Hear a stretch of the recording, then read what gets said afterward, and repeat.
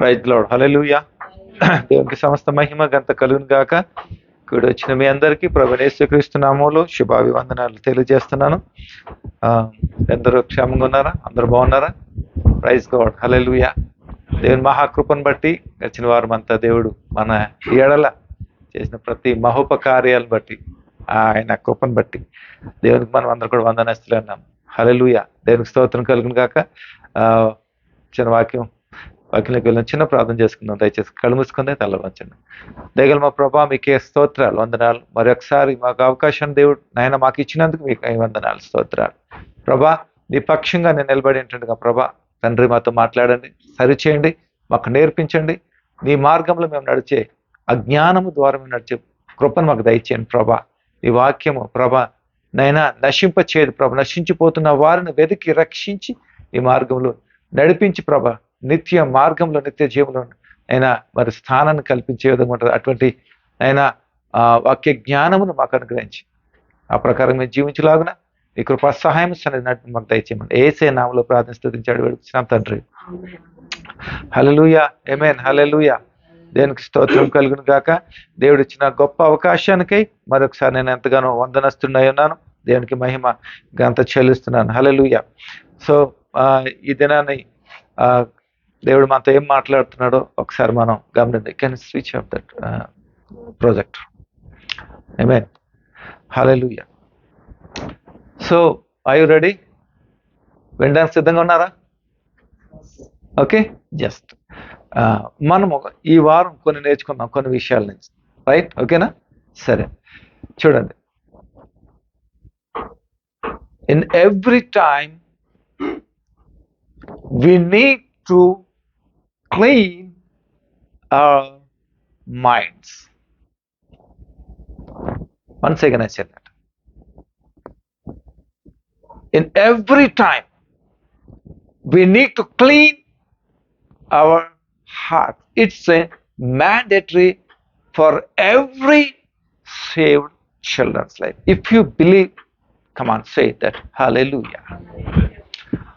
మనమందరము కూడా ప్రతి దినము మన హృదయాన్ని శుద్ధి చేసుకుంటూ ఉండాలి. ఎందుకంటే ఈ లోకము బ్యాక్టీరియా అనే పాపంతో నిండిపోయిన దాని సంగతి మనకు అందరికీ తెలుసు. మనం ఇంటిలో నుంచి బయటికి వెళ్ళి తిరిగి వచ్చేసరికి ఎంత మలినము మనకు అంటుకుంటుందో మన హృదయానికి, ఎంత వైరస్ అటాక్ చేస్తుందో మన హృదయానికి, మన ఆత్మీయ జీవితానికి మనం గమనిస్తే చాలా బాగా అర్థమవుతుంది మన అందరికి. అవునా? అవునా కదా? చెప్పండి. హల్లెలూయా. కానీ ఇక్కడ మనం ఏం చేయాలో తెలుసా? నేను ఈ వాక్యాన్ని నేను ధ్యానిస్తున్నప్పుడు నాకు ఒక చక్కటి మధురమైన ఒక దృశ్యం నాకు కనిపించింది, నాకు గుర్తుకొచ్చింది. అది ఏంటి తెలుసా? మనము పల్లెటూరులో, ఆ టౌన్ ఏరియాస్లో, ఆ పల్లెటూరులో ఉన్నప్పుడు ఉదయం 4 గంటలకి ఏం చేస్తారు? అందరూ లేచి తమ తమ ఇల్లులు అన్ని కూడా శుభ్రం చేసుకుంటూ ఉంటారు. అవునండి. అందరికీ కూడా ఏముంటాయి? పాడి అనేది ఉంటుంది. పశువులు, గేదెలు ఉంటాయి, ఆవులు ఉంటాయి, మేకలు ఉంటాయి. ఓకే, ఇవన్నీ ఉంటాయి. ఏం చేస్తారు? వెళ్ళి అవన్నీ కూడా తుడుస్తూ ఉంటారు. అన్ని కూడా పాలు వ్యాపారం చేసేవాళ్ళు అవన్నీ క్లీన్ చేసుకుని పాలు పితుకుతూ ఉంటారు. మరి స్త్రీలు ప్రాముఖ్యంగా ఆ గృహాలన్నీ కూడా క్లీన్ చేసుకుంటూ ఉంటారు. అవునా? ఆ సన్నివేశం చాలా అద్భుతంగా ఉంటుంది. ఉదయం 4-4:30 ఆ టైంకి అనమాట. 5 గంటలు, 5-5:30కి అన్ని కూడా శుభ్రం అయిపోతూ ఉంటాయి అనమాట. అవునా? ఇది దృశ్యం చాలా ఏంటంటే ఒక రకమైనటువంటి ఆహ్లాదాన్ని, ఒక రకమైనటువంటి ఉత్తేజాన్ని కలిగిస్తూ ఉంటుంది. ఎప్పుడైనా ఆ సమయంలో మనం బయటకు వెళ్తున్నప్పుడు, ఆ పనులు చేస్తున్నప్పుడు తెల్లారిపోయింది అనే ఒక మంచి దృష్టి అనేది కలుగుతుంది. మీలో ఎంతమంది కలుగుతుందో నాకు తెలియదు, కానీ నాకు ఆ ఎక్స్పీరియన్స్ నాకు తెలుసు. ఎందుకంటే నేను పల్లెటూరు, టౌన్ ఏరియాలో నేను మా సొంత ఊరు కాబట్టి చాలా బాగుంటుంది అనమాట. చూడండి, సహజంగా మనము ఉదయకాలం లేవగానే ఏం పట్టుకుంటారు? స్త్రీలు యూజువల్గా స్వాడ్ పట్టుకుంటారు కదా. ఏం పట్టుకుంటారండి? చీపురు పట్టుకుంటారు. ఎందుకు? ఇల్లంతా కూడా ఏం చేయాలి? శుభ్రపరచుకోవాలి. ఫస్ట్ పని అదే చేస్తారు. ఇల్లును మనం శుభ్రం చేసుకోవాలి. ఇది స్త్రీ ఖచ్చితంగా చేస్తుంది, ప్రతిరోజు చేస్తుంది. ఇప్పుడు ఇక్కడ కూడా మనం ఉదయకాలం లెగిస్తే 5 గంటలకు, 4:30, 5 గంటలకి కొంతమంది ఇంట్రెస్టింగ్ పీపుల్ ఆ ఇల్లు ఎదర కడుక్కొని తుడుచుకొని చేస్తుంటారు, కొంతమంది సర్వెంట్ చేస్తారు. ఎందుకు తెలుసా? ఇట్స్ ఎ మ్యాండేటరీ అన్నమాట. It's a mandatory. ఆంధ్రప్రదేశే కాదు, అమెరికా వరకు కూడా ఇదే చేస్తూ ఉంటారు. మీకు తెలుసలేదు, నాకు తెలియదు. అవునా కదా? చెప్పండి. That's okay. సో ఇది ప్రొసీజర్. అంటే చూడండి, మనం ఇల్లు మనం ఎప్పుడైతే శుభ్రం చేసుకుంటామో దానికి గల ముఖ్య కారణం ఏంటో తెలుసా? వ్యాధుల నుంచి దూరపడతాం మనం. ఓకే, అన్క్లీన్లెస్ నుంచి మనకు వచ్చేది ఏంటంటే బ్యాక్టీరియా ఫామ్ అయ్యి మనం హెల్త్ ఇష్యూస్ వస్తాయి. మనకి ఎక్కువ హెల్త్ ఇష్యూస్ వస్తున్నాయంటే అదే కారణం. అందుకనే చక్కగా పొద్దున్నే అన్ని క్లీన్ చేసుకుంటూ ఉండాలి అన్నమాట. అప్పుడు ఎలా ఉంటుంది మన లైఫ్, మన హెల్త్ అంతా హైజీనిక్ గా ఉంటుంది, సేఫ్ గా ఉంటాం, మంచి హెల్తీగా మనం ఉంటాం అన్నమాట. It's mandatory. అందుకనే అన్నీ చేస్తాం. పల్లెటూళ్ళలో అయితే పేడ నీళ్ళు చల్లుతారు, మీకు తెలుసలేదు. ఎందుకో తెలుసా?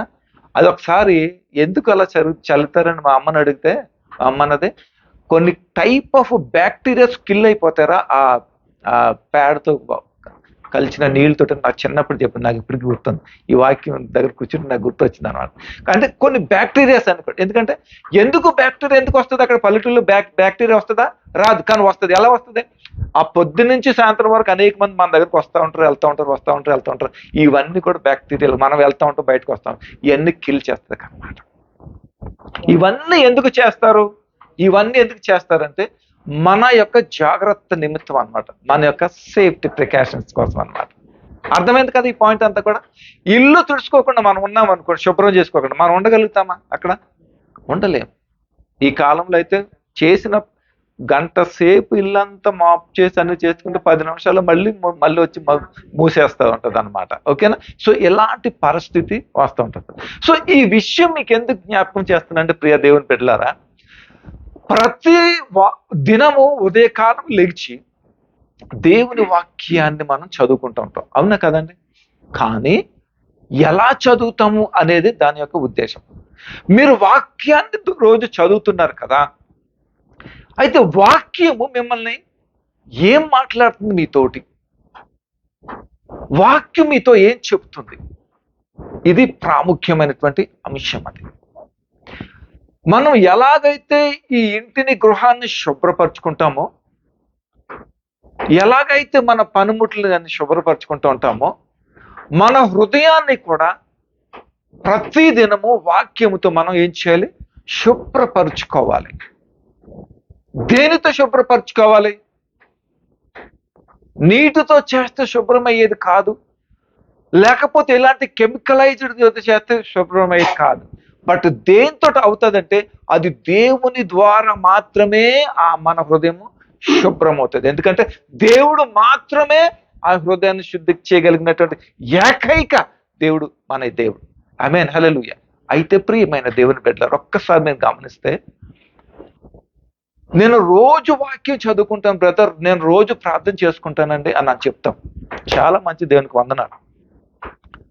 నువ్వు వాక్యం చదివినప్పుడు వాక్యం నిన్ను ఏం చేస్తుంది, నీతో ఏం మాట్లాడుతుంది అనే విషయం నువ్వు గమనించావా? మనం గమనించు. వాక్యం చదవాలి కాబట్టి చదవాలంతే, చదువుతాం. ఎందుకు చదువుతాము? కొంతమంది ఎలా ఉంటుంది, అమ్మో చదవకపోతే ఏదో వచ్చి మీద పడుతుంది, అమ్మో బైబిల్ వాక్యం చదవకపోతే ఆయనతో పడలేం మనం, ఆయన తిడతాడు మనం, అమ్మో వాక్యం చదవకపోతే ఈ రోజు నాకు పనులు అవ్వవేమో. ఇది స్టూపిడ్ మైండ్ అండ్ కల్చర్ అని నేను చెప్తానంట. Beyond Frank. అద్దం ముందు నిలబడతావు, దూకుంటావు, సర్లే బాగానే ఉందిలే అని వెళ్ళిపోతావా? కొంచెం జుట్టు ఎలా ఉంటే దాన్ని మళ్ళీ దూకుతావు, బండెక్కితే మళ్ళీ అది మళ్ళీ యథాపరకంగా వచ్చేస్తుంది, అయినా కానీ నువ్వు దూకుతావు. ఇక వాక్యం నీతోటి ఏం మాట్లాడుతుందని నువ్వు గమనిస్తున్నట్లయితే ఖచ్చితంగా దేవుని వాక్యం నీతో మాట్లాడతావు. కానీ వాక్యం నీతో మాట్లాడదు. ఎందుకు తెలుసా? నువ్వు సరైన ప్రాపర్ వేలో ఛానల్లో నువ్వు వాక్యం చదవవు కాబట్టి. ఇది దేవుడు వాక్యం అంటే ఏంటి? దేవుడు తిరిగి మనతో మాట్లాడుతుంటాడు. ఈరోజు దావీదు గారు జీవితం నుంచి కొన్ని పాటలు మనం నేర్చుకుందాం. మనం నేర్చుకోవాలి అంటే దావీదు గారు బెస్ట్ ఎగ్జాంపుల్ మన జీవితంలో. ఆయన నుంచి కొన్ని పాఠాలు నేర్చుకుందాం. చూడండి, ఎప్పుడైతే నువ్వు వాక్యాన్ని పొద్దున లేచి, ప్రభా ఈ దినము నాతో మాట్లాడు ప్రభా, నన్ను సరిచే నీ వాక్యానుసారంగా నన్ను నడిపించు ప్రభా అని ఆ ఉద్దేశంతో నువ్వు ఎప్పుడైతే వాక్యం దగ్గరికి వస్తావో, ఈ వాక్యం ఏం చేస్తుందో తెలుసా? ఈ వాక్యం ఎలా రాయబడింది అని అంటే, ఒక సమయాన్ని బట్టి, ఒక సందర్భాన్ని బట్టి, ఒక పరిస్థితిని బట్టి ఒకరితో సంభాషించే రాయబడినటువంటి వాక్యం ఇది. ఉదాహరణకు చెప్తాను చూడండి, ఇశ్రాయేలీల గురించి రాయబడిన వాక్యం చదువుతూ ఉంటావు నువ్వు. అది నీ గురించి కాదు, కానీ ఇశ్రాయేలీల గురించి రాయబడిన వాక్యం అది. కానీ నువ్వు చదువుతూ ఉంటావు. ఏం చేస్తున్నాడు దేవుడు? ఇశ్రాయేలీయులారా నాకు లోబడండి అని అంట, లేకపోతే మిమ్మల్ని విడిపిస్తానన్న, లేకపోతే మీకు చెర నుంచి తప్పిస్తానని, లేకపోతే మిమ్మల్ని చెరకు పంపిస్తాను. ఈ సందర్భాన్ని బట్టి వాక్యం రాయబడింది అక్కడ. ఆమేన్, హల్లెలూయా. కానీ ఏం చెప్తుంది అక్కడ? ఇశ్రాయేలీయులు గురించి ఏమి రాస్తున్నాడు దేవుడు అక్కడ? వారు అవిధేయత గురించి రాయొచ్చు, లేకపోతే వారి యొక్క అతిక్రమముల గురించి రాయొచ్చు, మరి ఏదైనా వాళ్ళ సందర్భం నుంచి రాయొచ్చు. అది నీకు సంబంధించింది కాదు, అది వారికి సంబంధించి దేవుడు అక్కడ రాసి పెట్టాడు. నువ్వు అక్కడ వాక్యం చదువుతున్నప్పుడు నీకేమవుతుందో తెలుసా? ఆ వాక్యము, ఆ సందర్భం నీ గురించి మాట్లాడటం మొదలెడుతుంటది. అది అర్థమవుతుందా లేదా మీకు? హల్లెలూయా. దేవుడు పరిశుద్ధాత్ముడు రాయించి పెట్టాడు. ఇప్పుడు మనం చదవాల్సిన అవసరం ఏముంది? ఆ సందర్భాన్ని బట్టి పరిశుద్ధాత్ముడు నీ జీవితం గురించి మాట్లాడతాడు ఈ వాక్యం ద్వారా. నీ జీవితం ఎలా ఉంది, నీ పరిస్థితి ఎలా ఉంది. ఇప్పుడు లోపడని వాళ్ళ వారికి శ్రమ అని దేవుడు మాట్లాడాడు. ఆ వాక్యం మనం చదువుతున్నప్పుడు, ఎప్పుడైతే నువ్వు సుదీర్ఘంగా దేవుని పరిశుద్ధాత్మ సహాయం ద్వారా నువ్వు వాక్యం చదువుతావు, నువ్వు వెంటనే ఆ అర్థము వల్ల నీతో మాట్లాడుతుంటే నువ్వు ఎలాగున్నావు అని అంటాడు. దావీదు ఒక విషయంలో అంటాడు, నా పాపములు నా కన్నుల ఎదుట కనబడుచున్నవి అని ఒక సందర్భాన్ని బట్టి అంటూ ఉంటాడు దావీదు గారు. అంటే నువ్వు వాక్యము చదువుతున్నావు అనుకోండి, నీలో ఉన్న ప్రతి మలినం ఏం చేస్తుంది? స్క్రీన్ మీద అలా చూపిస్తుంటాడు. ఆమేన్, హల్లెలూయా. దీంతో చాలా పెద్ద స్క్రీన్ ఉంటుంది. దీంట్లో ఉన్న స్క్రీన్ ఎవడో తయారు చేయలేడు కూడా, అంత బిగ్ స్క్రీన్ అనమాట ఇదంతా. అంత క్లారిటీ ఉంటుంది. ఇంటర్నెట్ ఉంటే లేకపోతే కరెంట్ ఉంటే పనిచేస్తాయి బయట ఇక్కడ ఉన్నటువంటి స్క్రీన్స్. మరి ఇక్కడ ఉన్నది అలా కాదు, సూపర్ న్యాచురల్గా పనిచేస్తూ ఉంటుంది అనమాట. ద పవర్ఫుల్ మైండ్ అనమాట. అర్థమవుతుందండి?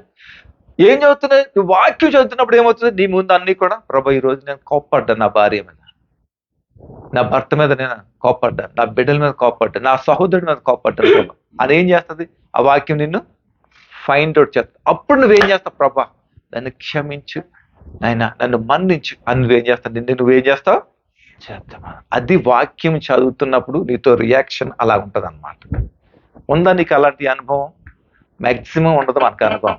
చదివామా లేదా? చదవాలి. ఎవడి గురించో చదవకండి, దేవుడి కోసం అసలు చదవకండి, నీ కోసం నువ్వు చదువుకోవాలి వాక్యం.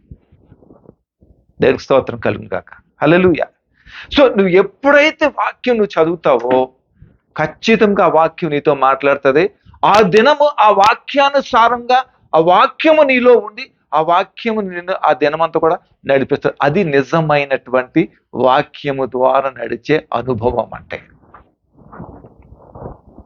ఒకవేళ ఆ అనుభవం కనుక లేకపోతే ఈ రోజున ఆ యొక్క అనుభవాన్ని మీరు తీసుకోండి. దేవునికి స్తోత్రం కలుగును కాక. హల్లెలూయా. ఒకసారి దావీదు రాసిన కీర్తనకు ఒకసారి వెళ్దారండి. దావీదు కీర్తనలు 51వ అధ్యాయము, దావీదు కీర్తనలు 51వ అధ్యాయము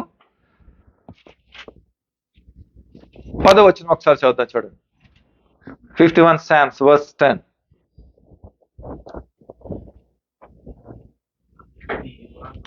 నేను చదువుతాను చూడండి. Okay, fine. దేవా నా యందు శుద్ధ హృదయము కలుగ చేయము అని అంటున్నాడు. చూడండి,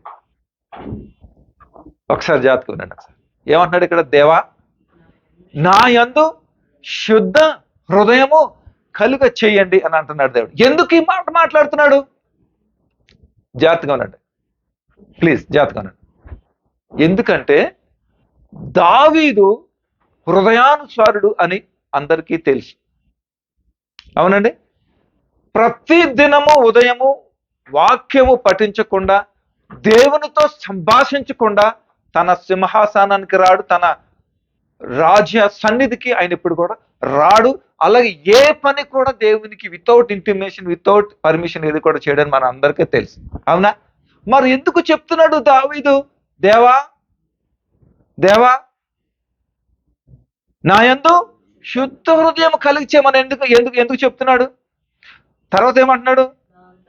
నా అంతరంగంలో స్థిరమైన మనస్సును నూతనముగా పుట్టించమని. ఎందుకు చూడండి, నా అంతరంగంలో స్థిరపరచబడినటువంటి హృదయాన్ని మళ్ళీ ఏం చేయమన్నాడు? నూతనంగా మళ్ళీ పుట్టించమన్నాడు. ఏంటంటావు ఆయనకు వచ్చిన బాధ, ఆయనకు వచ్చిన సమస్య ఏంటంటారా? అరే ఆయన అన్యుడా, లేకపోతే దేవునికి వ్యతిరేకంగా ఉండేవాడా? మరి కాదే, ఆయన ఎప్పుడు కూడా దేవుని సన్నిధిలో ఉండేవాడు, దేవుని పాద సన్నిధిలో ఆయన కనిపెడుతుండేవాడు. ప్రతి విషయంలో దేవుని ముందు పెట్టుకుని దేవుడు చెప్తేనే కానీ ఆయన చేసేవాడు కాదు. అలాంటి పరిస్థితులు ఉన్నప్పుడు ఎందుకు అంటున్నాడు ఇలాగా దావీదు? ఏదో నేర్పిస్తున్నాడు దేవుడు మనకి. ఒకసారి జ్ఞాపకం జాగ్రత్తగా. ప్రతి దినము దావీదు దేవుని వాక్యం దగ్గర కూర్చొని ప్రార్థన చేసి వస్తూ ఉండేవాడు.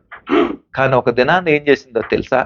ఎందుకు ఈ మాట రాయబడ్డాడో తెలుసా? ఇక్కడ ఎందుకు దేవుని సన్నిధిని ఈ విధంగా మాట్లాడు? ఈ సందర్భం ఎవరిది? దావీదుకి దేవునికి ఉన్నటువంటి సంబంధం. నీకు నాకైనా సంబంధం ఉందా? సంబంధం ఉందా? లేదు. ఈ సందర్భం వేరు, ఈ సమయం వేరు, దాన్ని రాసింది వేరు. కానీ ఈ వాక్యం చదువుతున్నప్పుడు నీ గురించి నా గురించి ఎందుకు పరిశుద్ధాత్ముడు బయలుపరిచి మాట్లాడుతూ ఉంటాడు? నేను స్తోత్రం కలిగిన కాక. గమనించండి ప్రియా దేవుని బిడ్డలారా, సంగమ గమనించండి. ఎందుకు ఈ విధంగా దావీదు రాస్తున్నాడు అనంటే, రాజులు యుద్ధము చేసే సమయాలయ్యి, ద సీజన్ అన్నమాట. కానీ ఈ దావీదు ఏం చేస్తున్నాడు? యుద్ధానికి వెళ్ళకుండా ఇంట్లోనే ఉన్నాడు. ఓకే ఫైన్, ఆయన ఇష్టం, యుద్ధానికి వెళ్ళలేదు, ఇంట్లోనే ఉన్నాడు.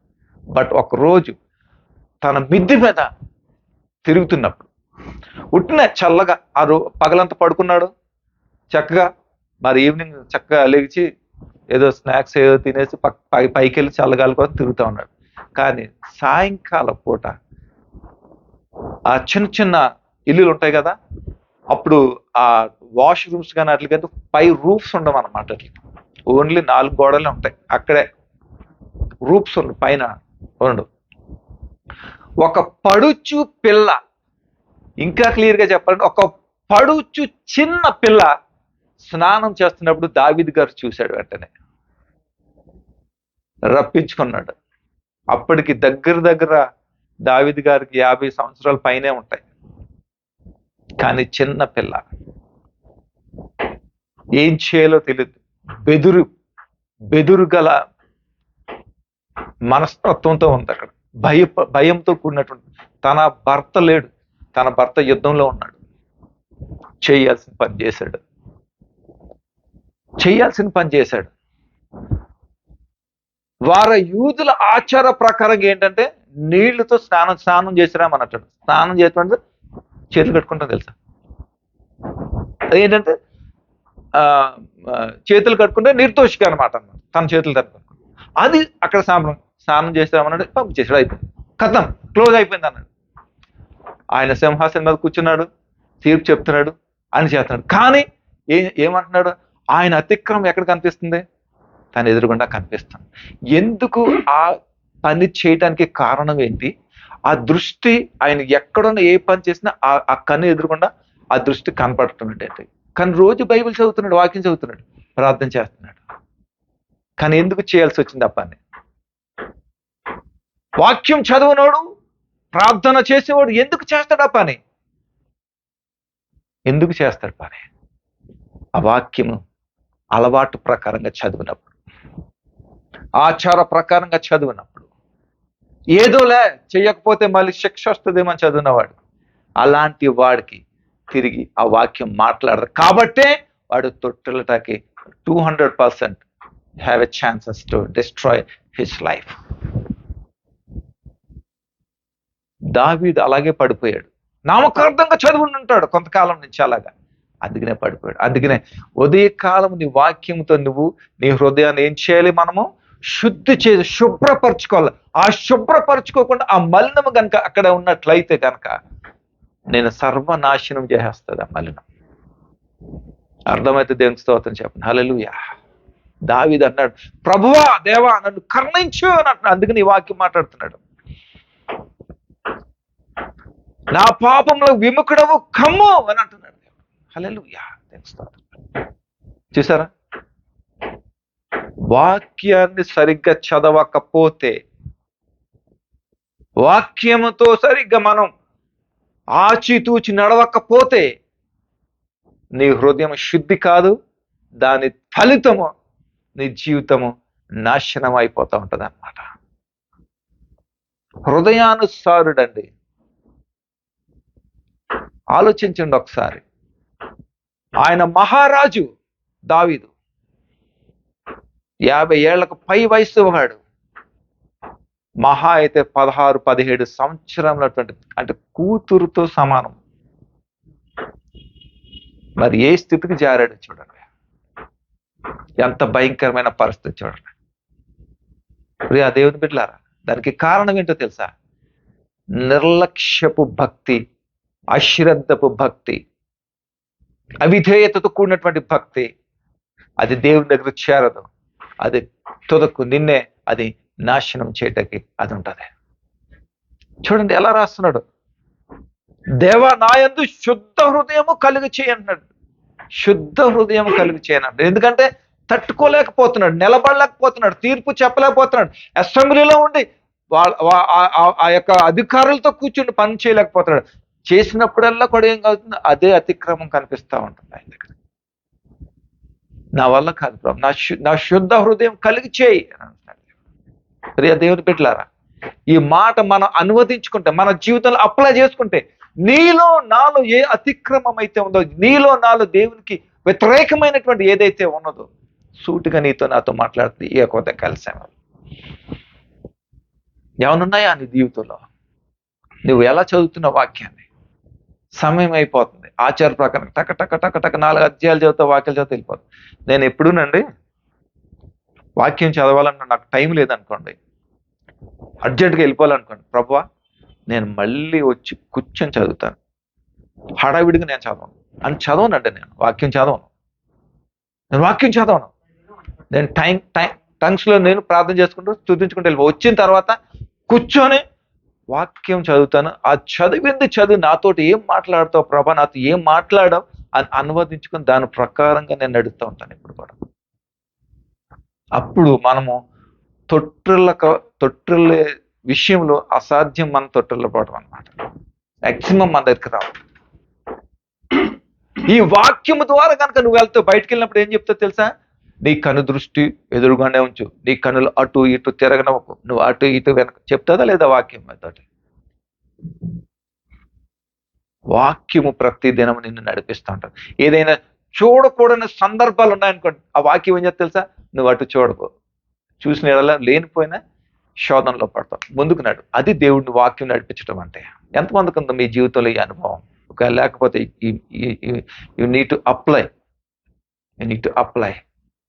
ఈ సిచ్యువేషన్. దేవునికి స్తోత్రం కలుగును కాక. హల్లెలూయా. మళ్ళీ 73 దావీదు కీర్తనకి వెళ్దాం. ఒకసారి నేర్చుకుందాం. చూడండి, దావీదు జీవితంలో ఏదైతే జరిగిందో దాన్ని బట్టి ఒకసారి మనం చూద్దాం. 73 దావీదు కీర్తన 1వ వచనం చూద్దాం. చూడండి, ఇశ్రాయేలీయుల ఎడల, శుద్ధ హృదయుల ఎడల నిశ్చయముగా దేవుడు దయాళుడై ఉన్నాడు. చూడండి, ఇశ్రాయేలీయులు అంటే ఇశ్రాయేలీయులు అంటే ఎవరు? ఇశ్రాయేల్ దేశస్తులు. అంతేనా కాదా? ప్లీజ్, ఇశ్రాయేల్ అంటే ఎవరు? మనమే. ఎవరైతే యేసే అన్నాడు, ఈయన కూడా ఇశ్రాయేల్. ప్రభా ఈడు ఇశ్రాయేలుడే. అదేం ప్రభా మోసగాడా? మోసగాడే, ఇశ్రాయేలుడే కూడా. ఆమేన్ హల్లెలూయా. మనం ఎవరు? ఇశ్రాయేలీలు. ఆమేన్ హల్లెలూయా. మనందరూ కూడా దత్తపుత్రాత్ములు, మనం అందరూ కూడా దత్తపుత్రులు, మనం అందరూ కూడా మనల్ని దత్త చేసుకున్నాడు. మనల్ని అందరూ కూడా యేసయ్య భూమి మీదకి వచ్చి, ఈ పెంట మీదకి వచ్చి. అందుకనే పెంట మీద నుంచి ఎవరిని లేపుతానన్నాడా? గొప్పలు లేపుతానన్నాడా? హల్లెలూయా. దీనులు మనమేనండి. మనల్ని లేవనెత్తుతున్నాడు. ఆమేన్ హల్లెలూయా. చూడండి ఇక్కడ ఏమంటాడు? ఇశ్రాయేలీయుల ఎడల, శుద్ధ హృదయుల ఎడల నిశ్చయంగా దేవుడు దయాళుడు. ఎవరి ఎడల దయాళుడై ఉన్నాడు దేవుడు? శుద్ధ హృదయుల ఎడల ఎవరైతే శుద్ధ హృదయం కలిగి ఉంటారో వారి ఎడల ఏమన్నాడు దేవుడు? దయాళుడై ఉన్నాడు. అంటే వారి పట్ల దయను కనుపరిచే దేవుడిగా ఉన్నాడు అనమాట. ఆమేన్ హల్లెలూయా. అందుకనే ఆ ఆ శుద్ధ హృదయంతో కలిసి జీవించిన వారు ఏ ఆపద కూడా, ఏ యొక్క మరి ఏ ప్రమాదం, ఏ స్థితి కూడా వారిని ముట్టలేదు, అట్టలేదు. ఎందుకంటే ఆయన దయతో మనల్ని ఏం చేస్తాడంటే ఇలాగా కప్పుతా ఉంటాడు అనమాట. హల్లెలూయా. ప్రియ దేవుని బిడ్డలారా, నువ్వు శుద్ధ హృదయం కలిగినటువంటి వ్యక్తివా? అయితే దేవుని యొక్క దయ నీ మీద అపరిమితంగా ఉన్నదని నువ్వు ఈజీగా తెలుసుకోగలుగుతావు. ఒకవేళ లేదా ఆయన పొందుకోమని దేవుని యొక్క వాక్యం మనకందరికీ సెలవిస్తుంది, బోధిస్తుంది. ఆమేన్ హల్లెలూయా. దావీదు చేశాడు, హృదయం అంతా కూడా ఏమైపోయింది? మలినం అయిపోయింది. అందుకనే చూడండి, వారం అంతా కూడా మన హృదయం, మనసు అంతా ఏమవుతుంది? మలినం అయిపోతుంది. అందుకే ప్రతి వారం దేవుని సన్నిధికి వచ్చినప్పుడు ఏం చేయాలి? మనం మౌనంగా అలా ఉండకూడదు, లేకపోతే పెదాలు ఇలాగంటూ అలా ఉండకూడదు. బిగ్గరగా అరవాలి, ప్రభువా నన్ను శుద్ధి చేయి, నా అతిక్రమము తీసివేయి ప్రభా, నా మలినము తీసివేయి ప్రభా, నన్ను శుద్ధి చేయి ప్రభా అని గంతులు వేస్తూ గట్టిగా దేవుని సన్నిధిలో అడగాలి. అడిగితే దేవుని యొక్క సన్నిధి నీ మీదకి వచ్చి నీ ప్రతి మలినం అంతా కూడా తీసివేస్తుంది అన్నమాట.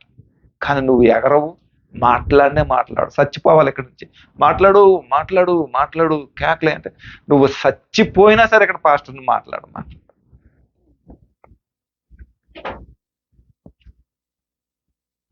యూజువల్లీ క్రైస్తవ బిడ్డలు వారి అవసరాల గురించి ఎక్కువ ప్రాధాన్యపడతారు దేవుని దగ్గర. గమనించండి ఒకసారి.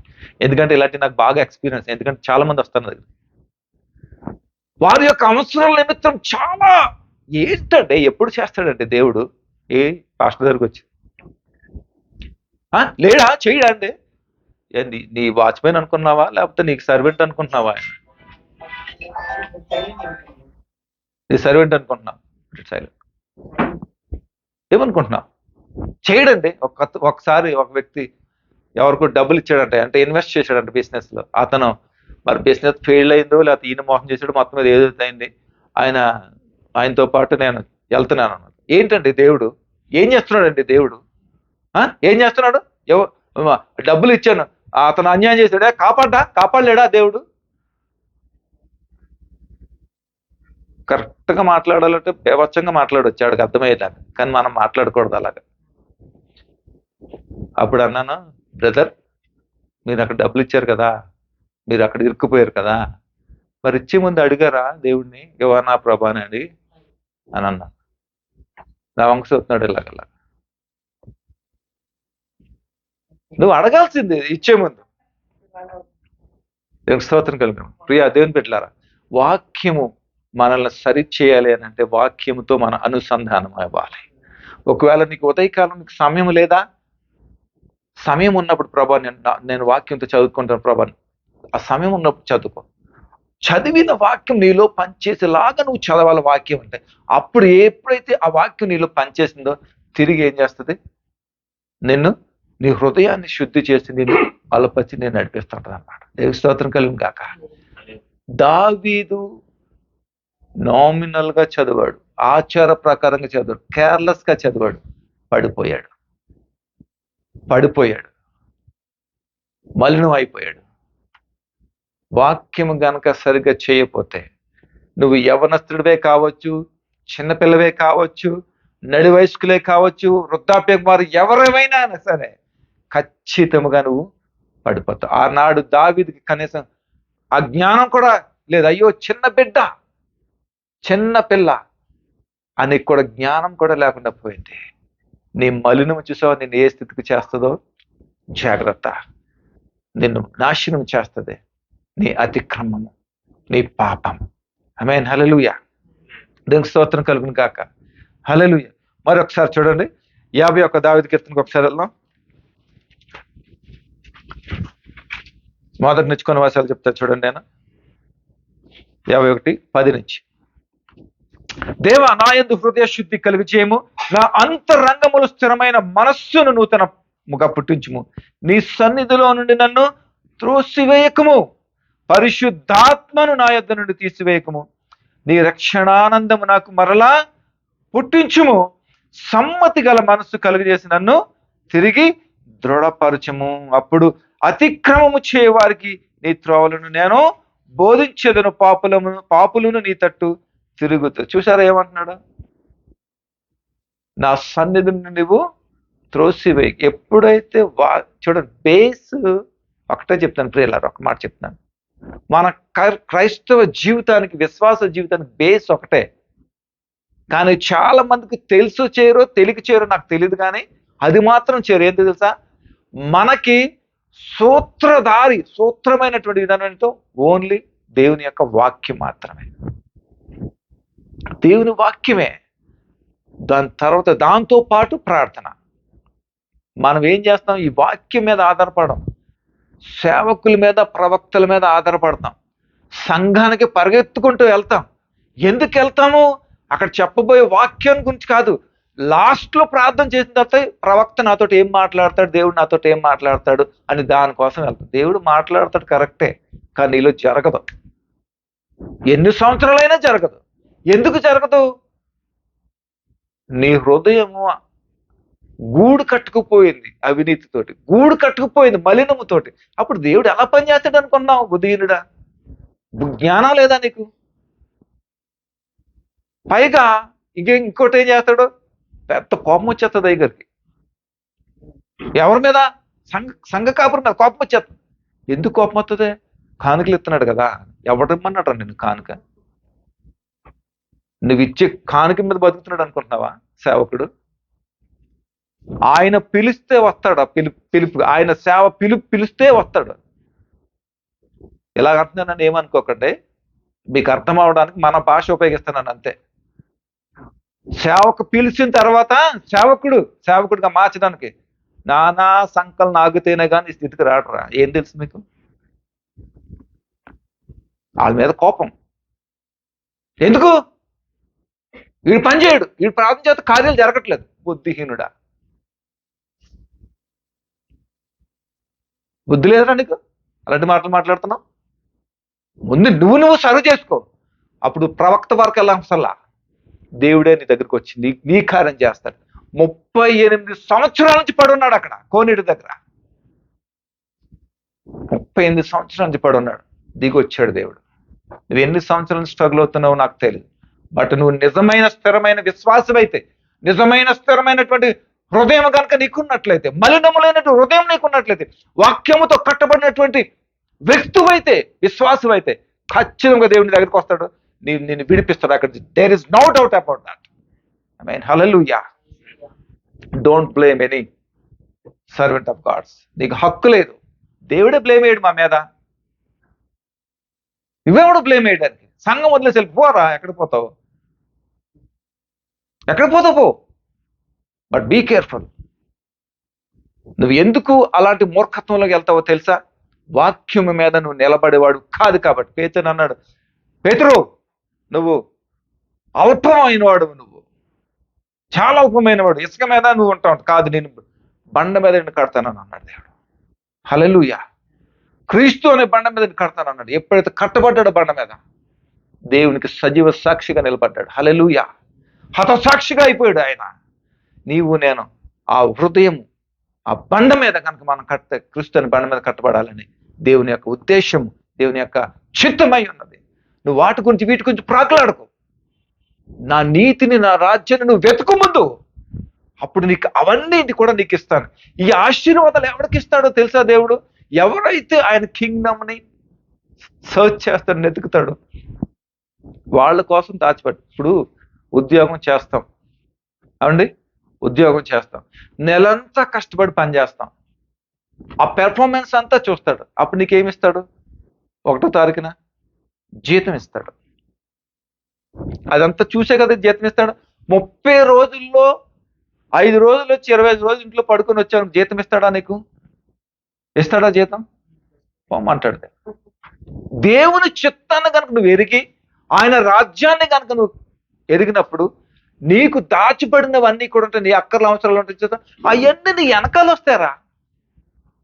నీ వెనకాల వస్తాయి, నువ్వు అడగవసలా, అవన్నీ నీ వెనకాల వస్తాయి. మనం ఆ 2 పనులు చేయము, వీటి కోసం చూస్తాం, అవి దొరకదు, బ్లేమ్ చేస్తాం. దేవుడు అలాంటివాడండి, ఇలాంటివాడండి, ఎంత ఉపవాసం ప్రార్థన చేయనండి, ఎంత ఇది చేయనండి. దేవుడు ఓ ఎమ్మెల్యే కాదు, ఒక ఎంపీ కాదు, ఒక రాజకీయ వ్యక్తి కాదు. ఆయన నీ స్థితి మార్చు, నీ పరిస్థితి మార్చు. దేనికి స్తోత్రం కలుగును కాక, హల్లెలూయా, దేనికి మహిమ కలుగును కాక. సమ్మతి గల మనస్సు కలుగజేసి నన్ను దృఢపరచుము, అప్పుడు అతిక్రమం చేయవారికి నీ త్రోవలను బోధించేదని. అందుకనే కీర్తనలు రాశాడు ఇలాగా. సామెతలు, తన కొడుకు కూడా అలాగే చేశాడు, కానీ ఏం చేశాడు? సామెతలు, చక్కటి జ్ఞానోక్తమైన సామెతలు రాశాడు ఆయన. అలాంటి పరిస్థితులు ఏమంటున్నాడు? పడమన్నాడా? వద్దు, జాగ్రత్త జాగ్రత్త, వాక్యం మీద నువ్వు కట్టపడాలి, వాక్యంలో నువ్వు స్థిరపడాలి. అప్పుడు మాత్రమే దేవుని ఎడల నిష్పక్షపాతంగా నువ్వు ఉండగలుగుతావు, ఖచ్చితంగా నువ్వు ఉండగలుగుతావు. నువ్వు ప్రార్థన చేయటానికి వెళ్తావు, రోజుకు దేవుని కలుసుకోవడానికి వెళ్తావు కదా. ఎలాగ వెళ్తారండి మీరు? ఎలాగ వెళ్తారు దేవుని దగ్గర ఎదురుకుండా? నిజంగా నువ్వు హృదయశుద్ధి గలవాడు అయితే, ప్రభువా అని అంత ఫ్రీడమ్, అంత స్వతంత్రంగా దేవునితో మాట్లాడతావు. అప్పుడు దేవుడు నేరుగా నీతో మాట్లాడటానికి సిద్ధపడతాడు ఆయన. ఒకవేళ నీ హృదయ శుద్ధి కనుక నీకు లేకుండా అతిక్రమంతో, మలినంతో కనుక నువ్వు ఉంటే దేవుడితో మాట్లాడలేడు. ఏదో అలా మాట్లాడి నీ ప్రార్థన, అసలు నువ్వు ప్రార్థన చేసామని కూడా ఆయనకు తెలియదు అసలు. అలా ఉంటుంది. అందుకనే in every day you clean with your heart with word of God. It's a mandatory for your spiritual life. Amen. Hallelujah. ఈ రోజు నుంచి ఈ పని చేయటం మొదలు పెట్టండి. దేవుడు మీ జీవితంలో పని చేయటం మొదలు పెడతాడు ఆయన. నువ్వు అవకాశం ఇస్తే ఆయనకి నువ్వు పని చేయడానికి ఆయన మొదలు పెడతావు. ఒకసారి మాథ్యూకి వెళ్దాం ఒకసారి. మాథ్యూ సువార్త 5వ అధ్యాయం ఒకసారి వెళ్దామండి. 8వ వచనం ఒకసారి చదవండి.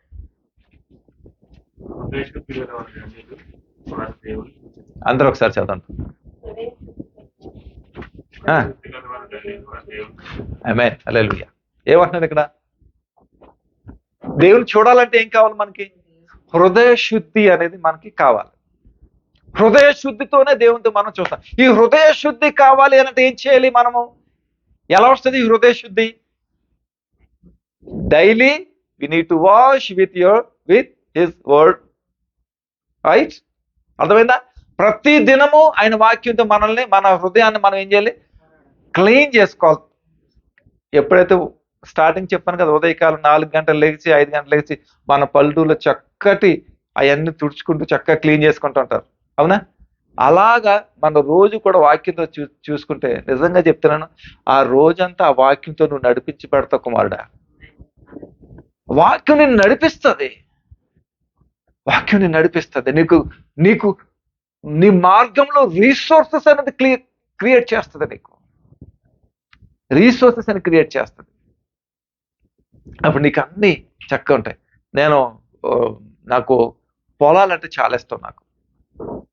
నేను మా తాతగారు ఊరు వెళ్తే చిన్నప్పుడు ఉదయకాలమే మా తాతతోటి లేకపోతే మా చిన్నాన్నలతోటి పొలం వెళ్ళివ్వండి అనమాట. వాళ్ళతో పాటు వెళ్తా ఉంటే ఆ గట్లు, ఆ బోధు గట్టులు, ఆ చేలు గట్లు మీద నడుచుకుంటూ వెళ్తే పక్కన చక్కగా గడ్డి ఉంటది. గడ్డి పూలు ఎంత పొడుగుంటది గడ్డి పూలు, పైకి వచ్చి ఎల్లో బర్డ్ ఎంతే ఉంటది అనమాట. ఎల్లో బర్డ్ ఉంటది, వైట్ కలర్ ఉంటది అనమాట. ఇలాంటివి అవన్నీ చూస్తే భలే ఆశ్చర్యంగా వస్తుంది. అట్లా చూస్తే ఎందుకు తెలుసా? ఫ్రెష్ గా ఉంటాయి అనమాట. మంచు కురిచి మంచుతో ఉండి చక్కగా అది అంత ఉంటది. చేలు ఉంటాయి, వరి చేలు. ఆ చేలు చక్కగా హెల్దీగా గ్రీన్ గా పుష్టిగా ఉంటాయి అన్నమాట, మంచుతో కప్పబడి చక్కగా అన్నమాట. ఎంత ఆహ్లాదంగా ఉంటుందో ఆ వాతావరణం చూస్తానంటాను, అంత మధురంగా ఉంటుంది. ఎందుకు తెలుసా? శుద్ధ హృదయం కనుక ఉంటే మొక్కలంతా మాట్లాడతాయంట. మేము ఇక్కడ మొక్కలు పెంచేవాళ్ళు మా ఇంట్లో. ఎండాకాలం, భయంకరమైన ఎండాకాలం, మొక్కలు ఎలా ఉంటాయండి? ఎండిపోయి వాడిపోయి ఉంటాయి కదా. కానీ వర్షాకాలంలో, శీతాకాలంలో ఎంత హెల్తీగా, ఎంత ఫ్రెష్గా, ఎంత గ్రీన్గా ఉంటాయో.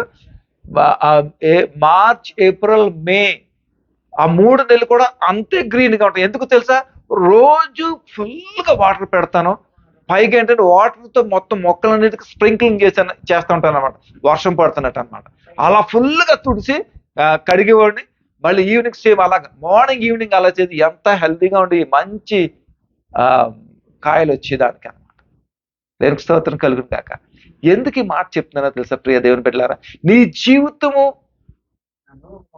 జీవితము నువ్వు సక్సెస్ లో ఉండాలంటే ఓన్లీ దేవుని ఒక వాక్యముతోనే సాధ్యం. అది వాక్యముతోనే నీ హృదయాన్ని శుద్ధి చేసుకుంటావు. నువ్వు శుద్ధిగా ఉన్నప్పుడు ఏమవుతుంది? దేవుని చూచే నేత్రాలుగా ఉంటాయి. దావీదు చూచే నేత్రాలే, కానీ దేవుడిని చూచే నేత్రాలు పోయినాయి, ఇంకో నేత్రాలు వచ్చేసినాయి. ఎందుకు వచ్చేసినాయి అంటారు? మీరే చెప్పాలి. ఎందుకు వచ్చింది? ఇంకో వేరే నేత్రాలు నీలో వచ్చినాయా? వేరే నేత్రాలు, వేరే అట్రాక్షన్స్ ఏమైనా వచ్చినాయా? ఎవరి మీద అట్రాక్షన్ అనేది నీ మీద వచ్చిందా? నీకు వచ్చిందా? ఇలా ఎవరి మీద నువ్వు రానటువంటి థాట్స్ నీకు వచ్చినాయా? నీ చాటింగ్స్ కానీ, నీ మెయిల్స్ కానీ, నీ చూసే వీడియోస్ కానీ వేరే ఎగ్నెస్ట్ ఏమైనా చూస్తున్నావా? బికాజ్ ఎందుకు తెలుసా? నువ్వు దేవుని వాక్యంలో లేవు కాబట్టే నువ్వు వచ్చేస్తున్నావు. ఒకవేళ అలాగ వచ్చావా, నిన్ను దేవుడు కూడా కాపాడలేడు. ముందే చెప్తున్నాను. దేవునికి స్తోత్రం కలుగును. హల్లెలూయా.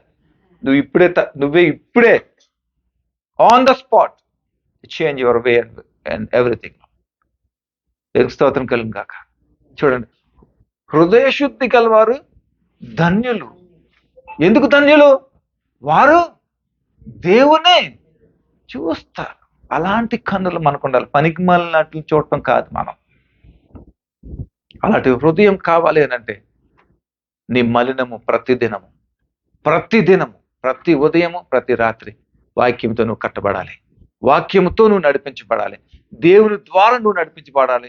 దేవుని చిత్తను నువ్వు నెరవేర్చేవారు. ఎప్పుడైతే వాక్యం మీద మనం కట్టబడతామో దేవుని చిత్తము చేసేవారు ఉంటాం.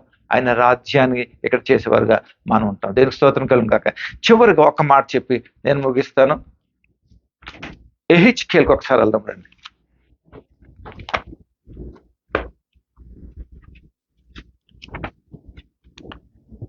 దీంతో మనం ముగించుకుందాం. ఎహెచ్కేలు 11వ అధ్యాయము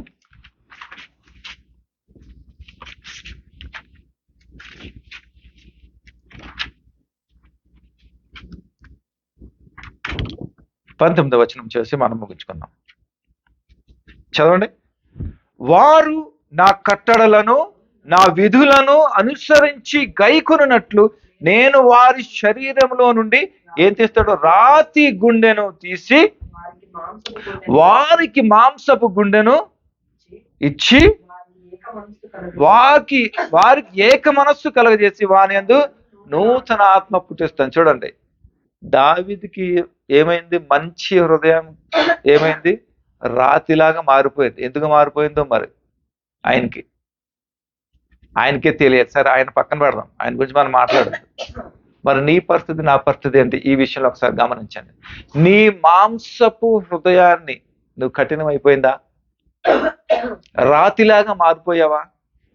నువ్వు రాతిలాగా కనుక నీ హృదయం మారిపోతే నువ్వు ఎలా ఉంటావో తెలుసా? నీ స్పందన, నీ మాట, నీ విధానము, నీ నడవడిక ఎలా ఉంటుందో తెలుసా? రాతి వలనే ఉంటది నీ స్వభావం అంతా కూడా. హృదయము నిండిన కొలది నోరు మాట్లాడుతుంది అన్నమాట. నీ మాంసపు హృదయం ఉందనుకోండి, దేవుని దయను పొందుకునే వాడిగా నువ్వు ఉంటావు. ఆయన వాక్యము ద్వారా కట్టబడిన వాడవై ఆయన దయ నీ మీద కుమరించినప్పుడు నువ్వు ఎదుటి వారికి దయను కలిగి చూపించే వాడిగా నువ్వు ఉంటావు. ఒకవేళ రాతి హృదయం కలగా నీకు ఉంటే గనక, దావీదుకి రాతి హృదయం అయిపోయింది. మరి ఎందుకు అయిపోయిందో నాకు తెలియదు. పొరుగు వాని భార్య అని చేర్చుకున్నాడు, అది కాస్త తప్పించడానికి హత్య చేయాలనుకున్నాడు. చూసారా? అసలు నీకు మనసు ఉందారా నీకు అని అంటాం కొంతమందిని. ఎందుకంటే ఆడు చేసే ప్రతి పనుల్ని బట్టి. అసలు నీకు మనసు అనేది ఉందా నీకు? ఎలా చేయగలిగావురా ఈ పని? అసలు నీకు మనసు ఉందా? మనసు ఉంటే నీకు అసలు ఈ పని చేస్తావా? మనం చాలాసార్లు అంటూ ఉంటాం మనం నష్టపోయినటువంటి పరిస్థితుల్లో. ఏడుస్తున్నాడు తర్వాత. లాభం లేదు. చూడండి, ఒక్క మాట చెప్తున్నాను చూడండి. దేవుడు మనకి ఎప్పుడు కూడా, నేను దాన్ని కాపాడుతూ ఉంటాను, దాని మీద ఎక్కువ ఆలోచిస్తూ ఉంటాను నేను. దేవుడు ఎప్పుడు కూడా ఒరిజినల్ ఇస్తాడు దేవుడు మనకు ఫస్ట్. ఒకవేళ దాన్ని పాడు చేసుకున్నావు అనుకో, రీప్లేస్ చేస్తాడు ఖచ్చితంగా, కానీ ఒరిజినల్ రాదు నీకు. ఒరిజినల్ రాదు నీకు. మునుపున్నటువంటి క్వాలిటీ నీకు రాదు. మునుపున్నటువంటి పరిచయం దేవునితో నీకు రాదు. నీకు ఇక అయిపోయింది. నీకు ఏదో సాటిస్ఫాక్షన్ అనేది నీకు ఉండదు, కానీ జీవితాంతం బాధపడతాం. ఇది మాత్రం వాస్తవం. ఇది మాత్రం వాస్తవం. అందుకనే ఆయన ఇచ్చినటువంటి బహుమానం, ఆయన ఇచ్చినటువంటి రక్షణ బహు జాగ్రత్తగా కాపాడుకోవాల్సిన బాధ్యత మనదే. ఒక్కసారి పోయింది అనుకోండి, ఇదిగో ఇలాగే తప్పు చేశాడు. ఏం చేశాడు? తన కుటుంబంలోనే యుద్ధాలు స్టార్ట్ అయినాయి. తన సొంత కుమారులే చంపడానికి తయారయ్యారు. దేవుడు ప్రతి కష్టాన్ని, ప్రతి పాపాన్ని క్షమిస్తాడు దేవుడు, ఖచ్చితంగా క్షమిస్తాడు దేవుడు. కానీ దాని యొక్క పర్యవసానం ఏదైతే ఉందో ఖచ్చితంగా మనం అనుభవించాల్సిందే. దాంట్లో మాత్రం తిరగలేదు.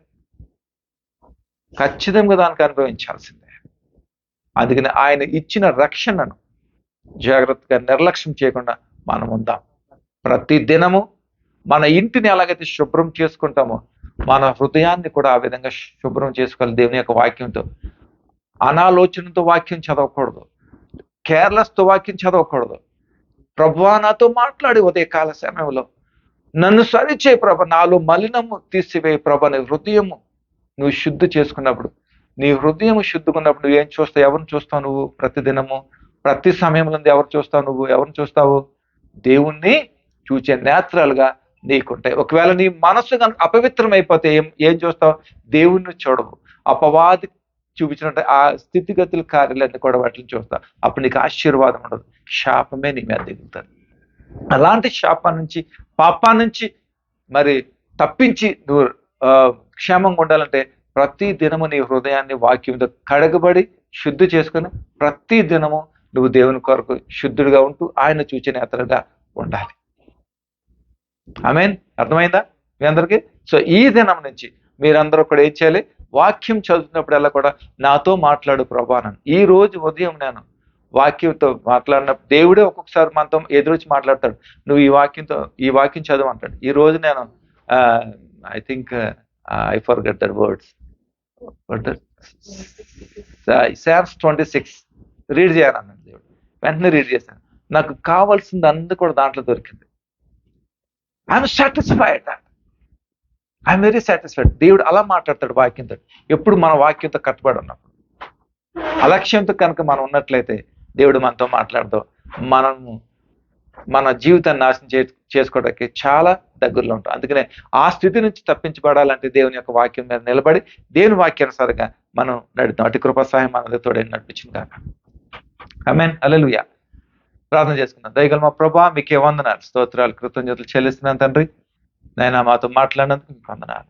నాయనా ఉన్న వాక్యాన్ని దీవించండి, ఆశ్రయించండి. ప్రియులు ఎందరైతే ప్రభా లైవ్లో వింటున్నారు ప్రభా, వారందరినీ ఆశీర్వదించండి. వాక్యంతో కట్టండి, నడిపించి మహిమ పొందుకోమని మీకే మహిమ గంత ప్రభావం చెల్లించుకుంటూ యేసు నామములో ప్రార్థన స్తుతించాడు వేడుకుంటున్నాం తండ్రి. ఆమేన్. ఆమేన్. May God bless you all. Stay blessed.